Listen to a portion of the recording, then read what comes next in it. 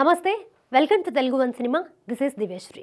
ఏ నటుడికైనా హీరోగా పరిచయమైన తర్వాత హీరోగానే నటించాలి అనుకుంటాడు. సెకండ్ హీరోగా అవకాశం వచ్చినా, ఎంతో ప్రాధాన్యం ఉన్న క్యారెక్టర్ లభించినా చేసేందుకు ఇష్టపడరు. కానీ చంద్రమోహన్ అలా కాదు. తను చేసే క్యారెక్టర్ చిన్నదా పెద్దదా అని ఆలోచించకుండా వచ్చిన అవకాశాన్ని సద్వినియోగం చేసుకోవడమే ఆయనకు తెలుసు. ఎదురుగా ఎవరు వస్తారో చూడు. గోపాలరావు. సరేరా, ఆ పక్కన సూట్ వేసుకున్నాను మా నాన్న. మీ నాన్న అయితే పరిచయం చేయరా? గుర్తుతా బెదవా, నేను ఊళ్ళో లేను కదరా. నువ్వు ఊళ్ళో లేవు కదా, ఇప్పుడు ఎలా పరిగెత్తే అనుమానం వస్తుందిరా. అయ్యి బాబు వచ్చేస్తున్నాను. ఎలాంటి క్యారెక్టర్ ఇచ్చినా దానికి న్యాయం చేయడం తన బాధ్యత అని చెప్పేవారు చంద్రమోహన్. రంగుల రత్నం చిత్రంతో హీరోగా పరిచయమైన ఆయన బాల్యం గురించి, వ్యక్తిగత విషయాల గురించి ఈ బయోగ్రఫీలో తెలుసుకుందాం. 1942 మే 23న కృష్ణా జిల్లా పమిడిముక్కల గ్రామంలో మల్లంపల్లి వీరభద్ర శాస్త్రి శాంభవి దంపతులకు జన్మించారు చంద్రమోహన్. చెప్పండి. అక్క చెల్లెళ్ళ అనుబంధం, ఇరుగు పొరుగు సంబంధం, దగ్గర ఉన్నారు, దరికి చేరకున్నారు. ఏమిటో చెప్పుకొని చూద్దాం. ఇది పొడుపు కథ కాదు, మీ అక్కా చెల్లెల కథ. అతని పూర్తి పేరు మల్లంపల్లి చంద్రశేఖరరావు. పమిడిముక్కల అచ్చంపేటలలో 10th వరకు చదివారు. ఆ తర్వాత అగ్రికల్చర్ మీద ఉన్న ఆసక్తితో బాపట్లలోని వ్యవసాయ కళాశాలలో BSc పూర్తి చేశారు. కాలేజీ చదువుతున్న రోజుల్లోనే గుంటూరు, బాపట్లలో నాటకాలు వేసేవారు.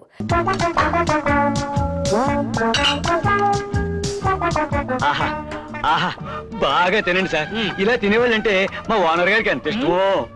డిగ్రీ పూర్తి చేసిన తర్వాత ఏలూరులో అగ్రికల్చర్ ఎక్స్టెన్షన్ ఆఫీసర్గా ఉద్యోగం వచ్చింది.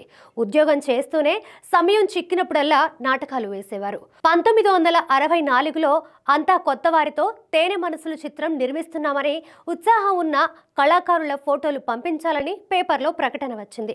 అది చూసిన చంద్రమోహన్ ఫోటోలు పంపించారు. తర్వాత కొన్నాళ్లకు ఆడిషన్ కోసం మద్రాసు రావాల్సిందిగా కబురు వచ్చింది. ఆ ఆడిషన్కు హాజరయ్యారు, కానీ సెలెక్ట్ అవ్వలేదు. వెంటనే ఏలూరు తిరిగి వచ్చేశారు. అదే సమయంలో చంద్రమోహన్ తండ్రి మరణించారు. ఇక అప్పటి నుంచి తల్లి అతన్ని ఎక్కడికి వెళ్ళనివ్వలేదు. సినిమా ప్రయత్నాలు చేయవద్దని, చక్కగా ఉద్యోగం చేస్తూ ఇద్దరు చెల్లెళ్ళు పెళ్లి చేయాల్సిన బాధ్యత నీదేనని గుర్తు చేశారు.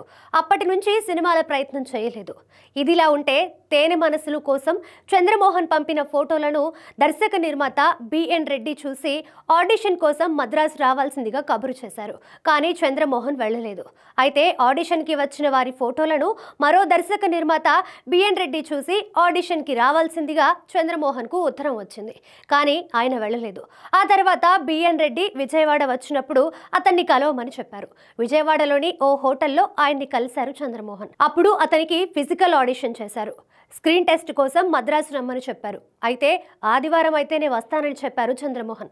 ఆ తర్వాత తల్లిని ఒప్పించి మద్రాసు వెళ్లారు. చిత్ర పరిశ్రమకు చెందిన మహామహులు ఆడిషన్కి వచ్చిన వారిని స్క్రీన్ టెస్ట్ చేశారు. ఏ విషయం అయింది తర్వాత చెబుదామని అనడంతో ఏలూరు వచ్చేశారు చంద్రమోహన్. నెల రోజుల తర్వాత తాము నిర్మిస్తున్న రంగుల రత్నం చిత్రంలో హీరోగా సెలెక్ట్ అయినట్టు వాహిని సంస్థ నుంచి లెటర్ వచ్చింది. అది చూసిన చంద్రమోహన్కి సంతోషంతో పాటు భయం కూడా పట్టుకుంది. మరోపక్క తల్లిని ఎలా ఒప్పించాలి అనే సందిగ్ధంలో పడిపోయారు. కావాలంటే ఒక నెల రోజులు మెడికల్ లీవ్ పెట్టుకోవచ్చని, జాబ్ ఎక్కడికి పోదని అతని కొలీగ్స్ సలహా ఇచ్చారు. అంతవరకు బాగానే ఉంది. మరి తన తల్లిని ఎలా ఒప్పించాలి అనేది పెద్ద సమస్యగా మారింది. విషయం తల్లికి చెప్పగానే ఆమె ఒప్పుకోలేదు. ఎంతో ప్రాధేయపడిన తర్వాత కొన్ని షరతులు పెట్టి ఆమె ఒప్పుకున్నారు. చెడు వ్యసనాల జోలికి వెళ్ళవద్దని మరీ చెప్పి పంపించారు. మద్రాసు చేరుకున్న చంద్రమోహన్ సరాసరి వాహిని స్టూడియోకి వెళ్లారు.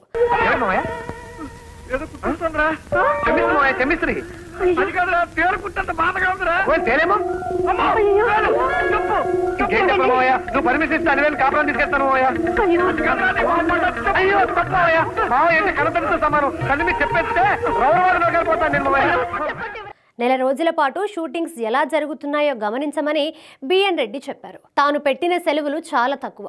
షూటింగ్ చేసేందుకు అన్ని రోజులు అయిపోతే ఇక సినిమా ఎప్పుడు తీస్తారు అనే సందేహం చంద్రమోహన్కి వచ్చింది. అయినప్పటికీ BN రెడ్డి చెప్పిన సమయానికే షూటింగ్ ప్రారంభించి స్కెడ్యూల్ ప్రకారమే పూర్తి చేశారు. 1966లో రంగుల రత్నం విడుదలై మంచి విజయం సాధించింది. మొదటి సినిమా అయినప్పటికీ తన సహజమైన నటనతో, స్పష్టమైన డైలాగ్ డెలివరీతో ప్రేక్షకుల్ని ఆకట్టుకున్నారు చంద్రమోహన్. ఇంత హఠాత్తుగా వచ్చేసేయండి?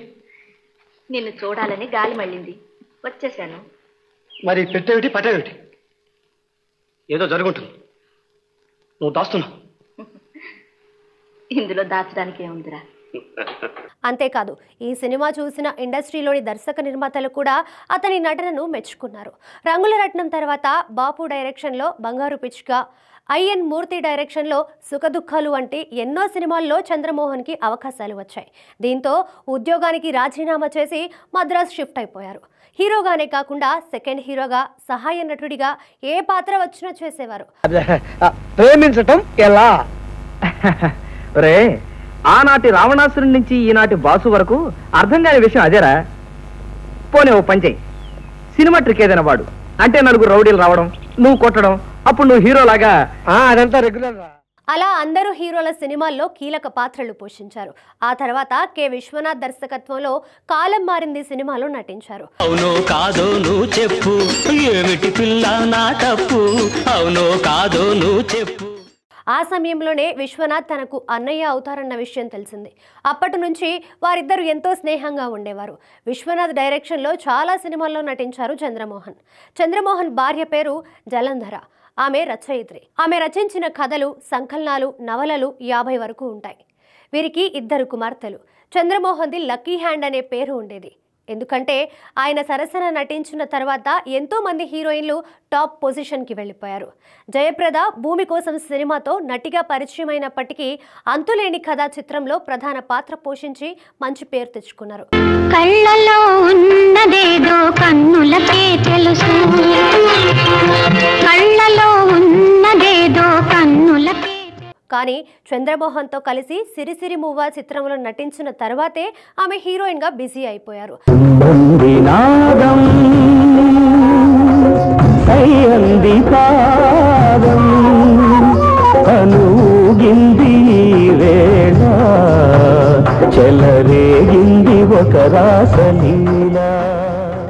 వీరిద్దరూ కలిసి 6 సినిమాల్లో నటించారు.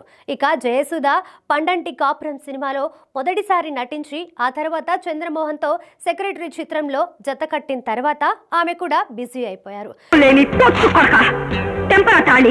పెళ్ళాం సంపాదన కోసం చేయిదాచే నువ్వు పేమెంట్ల మీద ఉన్న బిచ్చగాళ్ళ కంటే ఏ విధంగా ఎక్కువరా? నీ దుర్మార్గానికి అనుకూలంగా లేకపోగానే పెళ్ళాల్ని మార్చే ఊటలు. వీరిద్దరూ కలిసి 25 చిత్రాల్లో నటించారు. 16 ఏళ్ల వయసు చిత్రంలో ఆయన సరసన నటించిన శ్రీదేవి ఆ తర్వాత హీరోయిన్గా ఏ రేంజ్కి వెళ్ళిందో అందరికీ తెలిసిందే. తయారయ్యావు. ఎవరిచ్చారు వేషం? వేసుకునే డాక్టర్ లేరు, ఆయన ఇచ్చారు. బాగుందా? చాలా బాగుంది. శ్రీరంగ నీతులు చిత్రంతో చంద్రమోహన్, విజయశాంతి జంటగా నటించారు. ఈ సినిమా తర్వాతే విజయశాంతికి పెద్ద సినిమాల్లో హీరోయిన్గా నటించే అవకాశాలు వచ్చాయి. నిన్నే నమ్ముకున్నాను, నాకు అన్యాయం చేయకు రవి. నీకెప్పుడు అన్యాయం చేయలేశ్వి. నేను మనస్ఫూర్తిగా ప్రేమిస్తున్నాను. అన్నమాట ప్రకారం నేను తప్పకుండా పెళ్లి చేసుకుంటాను. వీరిద్దరూ కలిసి 8 సినిమాల్లో నటించారు. అప్పట్లో టాలీవుడ్కి ఏ హీరోయిన్ వచ్చినా తమ మొదటి సినిమా చంద్రమోహన్తోనే ఉండాలని కోరుకునేవారు. హీరో శోభన్ బాబు, చంద్రమోహన్ మంచి మిత్రులు. శోభన్ బాబు ఏ ప్రాపర్టీ కొన్నా చంద్రమోహన్ దగ్గర అప్పు తీసుకొని ఆ డబ్బును అడ్వాన్స్ ఇచ్చేవారు. అది తనకు బాగా కలిసి వస్తుందని శోభన్ బాబు బాగా నమ్మేవారు. 50 సంవత్సరాల సుదీర్ఘ సినీ ప్రయాణంలో హీరోగా, సెకండ్ హీరోగా, కమెడియన్గా, క్యారెక్టర్ ఆర్టిస్ట్గా 900కి పైగా సినిమాల్లో నటించారు చంద్రమోహన్. అందులో హీరోగా చేసిన సినిమాలు 175. రంగుల రత్నంతో ప్రారంభమైన ఆయన సినీ ప్రయాణానికి చనిపోయే వరకు ఎక్కడా బ్రేక్ పడలేదు. కొంచెం వేస్తే బాగుండేది. ఏమిటి మా ఎలా చూస్తావు? దూరగాని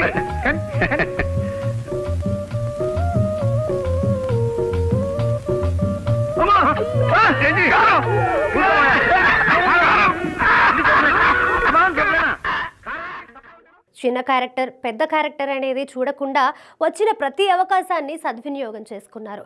అతనికి ఉన్న టాలెంట్కి పెద్ద స్టార్ హీరో అయిపోవచ్చు, కానీ అతని హైట్ వల్ల అది సాధ్యపడలేదు. ఒక్క అడుగు ఎక్కువ ఉండి ఉంటే ఇండస్ట్రీని ఏలేవాడు అని సినీ ప్రముఖులే చెప్పేవారు. కొన్ని ప్రత్యేకమైన పాత్రలకు హైట్ అనేది తప్పనిసరి. అలాంటి ఎన్నో పాత్రలు అతను పొట్టిగా ఉండడం వల్ల చేజారిపోయాయి. అయినా ఈ విషయంలో ఆయన ఎప్పుడు బాధపడేవారు కాదు. తనకు ఏది ప్రాప్తం ఉంటే అదే వస్తుంది అనేవారు. దానికి తగ్గట్టుగానే సినిమాలు చేస్తూ ప్రేక్షకుల్ని ఎంటర్టైన్ చేసేవారు. ఆయన నటించిన చివరి సినిమా 2017లో వచ్చిన ఆక్సిజన్. అనారోగ్య కారణాల వల్ల ఆ తర్వాత మళ్లీ సినిమాలు చేయలేదు. గుండె సంబంధిత వ్యాధితో బాధపడుతున్న చంద్రమోహన్ ను 2023 నవంబర్లో హైదరాబాద్లోని అపోలో హాస్పిటల్లో చేర్పించారు. చికిత్స పొందుతూ నవంబర్ 11న తుది శ్వాస విడిచారు చంద్రమోహన్.